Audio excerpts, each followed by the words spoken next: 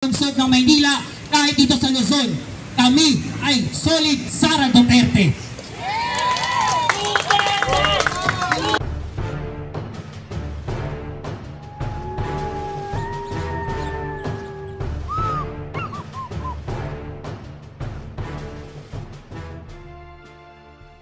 Itigil, nabatikusin at wasakin si Sara Duterte.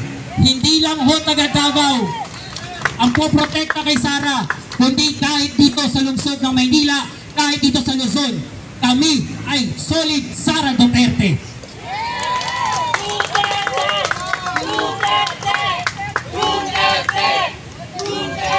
Unity team, unity team, unity team. Pagkakaisa, hindi pagkakawatak-watak. Pagkakaisa po kami at hindi pa rin po kami titiklop sa pinangako natin pagkakaisa noong Mayo 2022. Kaisa mo pa rin po kami President Bongbong Marcos. At kay Vice President ay Sara Duterte, handa pa rin kami ang mga kawal mo. Sabi ko nga, ikaw ang general, kami ang kawal, at patuloy pa rin kami na paglalaban ng karapatan mo, Inday Sara Duterte. Maraming salamat po. May magsasalita pa po ba? Sasalita po. Ayan. O sige po. Isa na lang ho ang request ko po. So, kantahin po natin yung bayan po ni Ferdy Aguilar.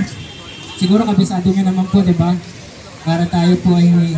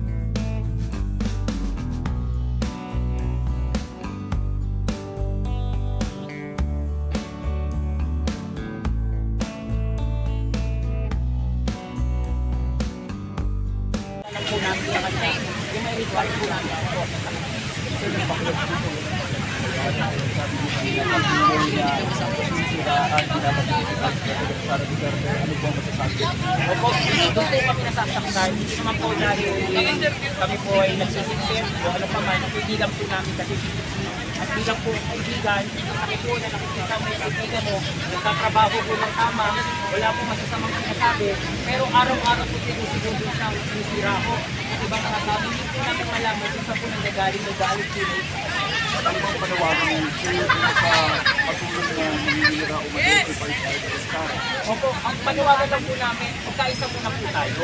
Tigilan na muna po natin pagkakawatak-watak kasi nakakaawa po yung bayan po natin. Marami po yung nagugutom, marami po yung makakain ng 3 pesos isang araw.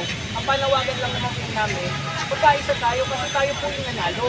Tayo po yung unity. Tayo po dapat yung magkakasama. Pero parang lumalabas po ngayon, parang posisyon na po kami. Parang kaaway na po kami. Kaaway na po kami si Sara. Ang kinalulupot po bilang kaibigan po natin si Sara, eh bakit po ba, ano po ba ang galit sa kanya? Kasi siya araw-araw po sila. Kung sa 2028, sabi nga po niya, ilabas na po sa kanilahan. Kung yun po ang threat, hindi po siya threat. Kasama po natin si Sara sa pagpilad, kasama po ni Pangulong Marcos. kasama niyo po kami. Magkakasama po tayo po ang Pilipino. Sir, ano ba yung mangyayari? Ever na patuloy pa rin yung paninira, ano po ang maaaring gawin po ninyo? Ako personal, patuloy pa rin ang sigaw na suporta sa kanya. Magtutuloy-tuloy pa rin ito. At ipakikita pa rin namin sa kanya hindi lang sa Davao City o sa Mindanao ang suporta sa mga Duterte, kahit dito sa lungsod ng Manila, kahit dito sa NCR, sa Luzon, kahit na nandito rin yung mga naninira sa kanya, mas marami po yung nagmamahal sa kanya. Yung narinig namin na wala pagwili na dito sa asali sa dito na magkatuloy sa kanila. I-expect na magkatong mga activities dito sa Opo, kinoconfirm ko po yun. Kami naman po, payapa naman po kami naglulunsad, karapatan naman po natin dahil sa Pilipino magbayan sa Pilipino. Nagpatuloy po ang paninira sa aming pinakamamahal na kaibigan, Sara Duterte. Patuloy pa rin po kami sisigaw at ipamamahali sa mga Pilipino na kami po ay suportado pa rin namin. Ipoprotektahan po namin. Yung panawagan nyo kay President Marcos, sa gitna po ng sinasabi po natin na patuloy ang paninira kay Vice President Sara. Opo, ang pakiusap lang po namin kay mahal namin Pangulong BBM, sir, pakitulungan lang po si Sara sa mga nangyayari dito. Kung ano po tayo ng unity, sana ganun pa rin po. Alam naman po namin na ganun pa rin naman po, lalo na yung pagtuloy niya po sa kanya.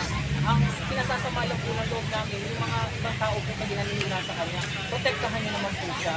Samahan niya naman po siya. Kasi talaga yung pagmamahal namin sa kanya, ganun din po ang pagmamahal namin sa inyo. At tayo ho yung unity. Tayo ho yung nanalo. Dapat tayo po magkakasuportahan. Hindi po dapat maging oposisyon sa paningin niya sa Sir, lahat lang po from my end. Ilang taga-suporta po ni Vice President